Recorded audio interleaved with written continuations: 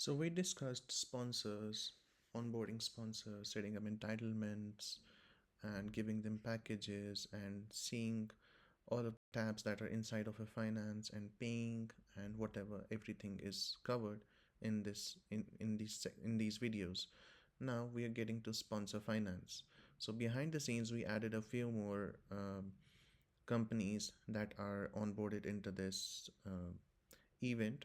I can show you if I go to setup and go to confirmed participation in packages, and you can see we added a few more companies, or you can also check that from here by hovering over sponsors and clicking on sponsors here, and you can see all of this list here.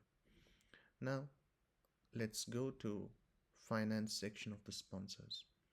In the finance section, in the search section, we see all of the companies, their primary contacts, their sponsorship IDs, and their outstanding, which is the main motive of this section. We can also search for some queries. We can also search for some transactions. We can also search for some companies. Suppose I want to search for BOC Limited. I'll copy this and paste it here. Search, and you can see I can only see now BOC Limited and it's outstanding. Now let's go further. Let's see credit cards. Inside of the credit cards, since this is a test environment, we haven't added any credit card transactions. However, I'll be at the end of this video showing a section from another portal where we'll be showing this processed credit cards section. Let's move further. Here we see the list of all of the transactions that have been done with credit cards, and we have some of the details like card name, card type, the last 4 digits or 6 digits of the credit card number, the expiry, the amount, and process date. And if it's a refund, we can also show how much was refunded. And then we can click on process direct deposits, which is if someone paid a direct deposit and was checked as a sponsor inside of the registration, so then their transaction starts showing up here for us to approve, for the admin to approve. We have to put in a drawer name though, like who is drawing this amount. So let's say one of the admins name is Adam, and the date is, let's say, 15th of December, and I check this box, approve of this transaction.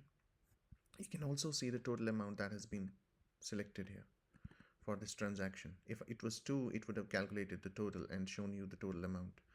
And then let's click on approve, and now it asks us a prompt, are you sure, do you want to approve this payment? I say yes, and this payment is approved now. And now let's go to deposit checks, which is a similar approach. If we have someone giving us a check, we can accept it only when the sponsorship is checked, which is in this case, let's say this sponsor company is sponsor company, its name is sponsor company. Let's go into it and see if it's checked. Yes, it's checked, and it has an outstanding $143.85, which is paid through direct deposit. Let's go back, and now let's put in the drawer. Let's say the drawer is Adam again, and the bank is, let's say, Bank of Australia. It's a sample bank, and let's say the branch code is 123456, and the check number is 123. And let's click on this checkbox to approve this check, and let's approve this payment, and now it's done. So let's go further. We have some other kinds of transactions. We'll not be going into all of them, as we have a few sections already filled in here and the rest are similar. So let's we have a refund here, which is for the Speak International Group. Maybe they paid some amount and then we wanted to give them a discount maybe, and that prompts us to this point where we have to process a refund for them. So now as you can see, we can click on this company to show you what happened in the payment section. You can see They had paid some amount, and then we gave them a $50 discounts, which prompted us for a $21 refund. So we clicked on this section here and clicked on admin refund, and selected the invoice and confirmed it, and that put us in this spot here, which is giving them a major discount. Now let's go back and approve this transaction here. Let's go one step back, and you can see I'm in process others, process refund. Please bear in mind this is the sponsor finance. We also have an event finance in the event section, so we'll go into that later. And now I can approve a discount amount of 50. This is the refundable transaction that created, that prompted this refund. And now I'm going to approve this refund, which is minus $21, and this amount goes to the source account. That is, if it was sent by a credit card, it has to be sent back by a credit card, and if it was deposited manually, we will process the refund manually in by debiting, by giving them a direct deposit or giving them cash. So let's approve this transaction. Now this is also approved. We can also see process transfers. This is similar to how we handle refunds and process EFT POS. If we have POS machines and we are accepting payments via POS, we can again uh, accept the payment on POS and register within Currinda using the sponsor system, using the sponsor payments. That is, if we go, I'll just show you briefly. Let's go to one of the sponsors and let's see someone who is outstanding. Uh, let's click on this, and if you can see payments, we if they are given a discount, and then we will have the admin EFT POS confirming that they're giving this money via POS. So this is how it works. So now let's go back.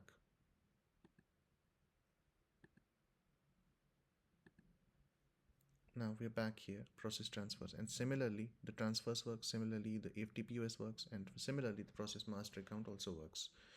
And now let's go to transactions.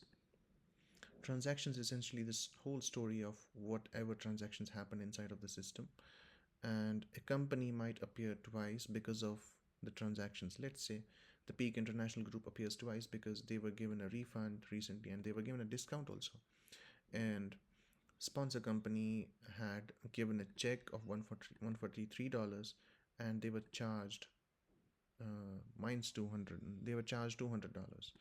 And similarly, rest of the transactions, and this also shows the amount. And now we can apply some filters also.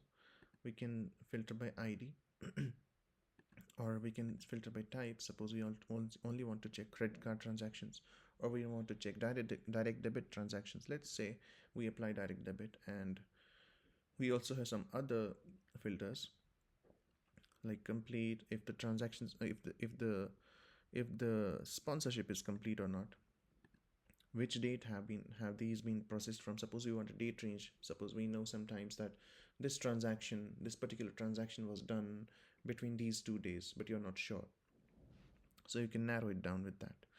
And you can also use the process to field, essentially combining into a date range, and reported from, uh, when was this transaction reported, which is again a filter date range, reported from and reported to. And we can also show if the ledger has been reconciled or not. So for now, I only want to check if someone has given a direct debit. Let's apply the filter, and you can see there's been only one which has been a direct debit transaction type, so this appears here. Now let's go further, go into reconciliation, which is essentially the whole story of whatever items were sold. Suppose even sponsorship, it was sold, silver was sold once, platinum was sold once, the count is 2, and the costs and everything is displayed here. The advertising type is shown here, the entitlements are shown here, the charges that were like applied on top of the sponsorship are shown here, the discounts and the user payments, everything is displayed here. And the total comes out to be total outstanding is zero, and total payments is $238.35. So let's also see the ledger, which is again similar to transactions. We can see a lot of data here.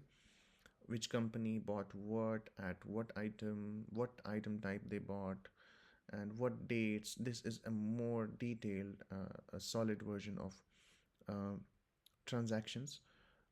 Whatever has been done on the system, it's shown here. And we can also apply filters here similar to the previous section, and we can also include unchecked transactions. So let's leave it at that.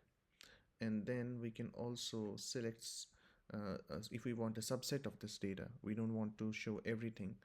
And let's say I want to show just the reconciled date and item cost. And let's see the date, let's keep the date modified. Let's update these columns, and now it will go back and just give me this this required data. And I can also export this data. If I click on here, it will generate an Excel report for me. And now let's go to journal. This is the journal. And inside of the journal tab, we have unreconciled entries. So if anyone who has an outstanding payment will be shown here. So if we check this one, and um, if we check by clicking on it, it must be checked. So if they have any outstanding amount, they will appear on this page. I can demonstrate this further if I go to sponsors and see outstanding, and then I see two companies, Abacus DX and Cryosite Limited. The Cryosite Limited is already visible on the journal or the unreconciled listing, but Abacus DX is not. But if we see, this must not be checked. So if we check this, both of these would be appearing in the journal itself. So let's go back,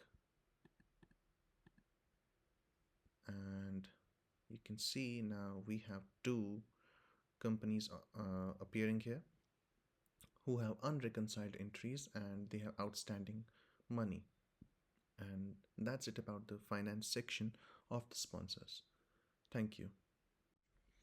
And now, at the end of it all, for the sponsors, we went through all of these tabs or the lists of the sponsorship. We have only the dashboard left, which is this one.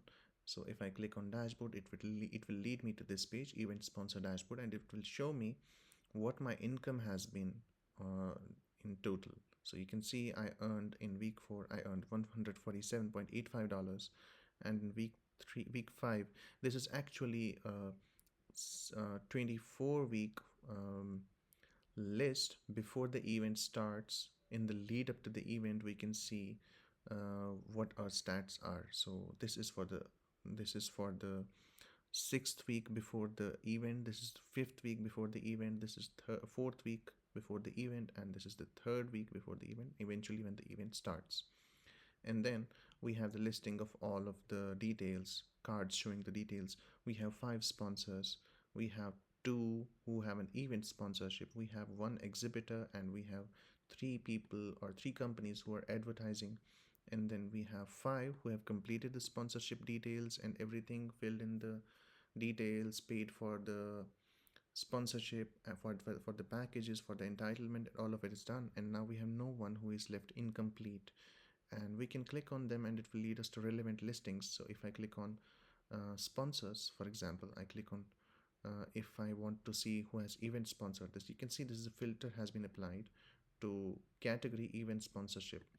So if I go back, I can see if I want to see someone who are the exhibitors in this event, I'll click on view details, and you can see there's one Abacus DX Platinum, and you can see the filter applied here is the category exhibitor, and you can also select them from here.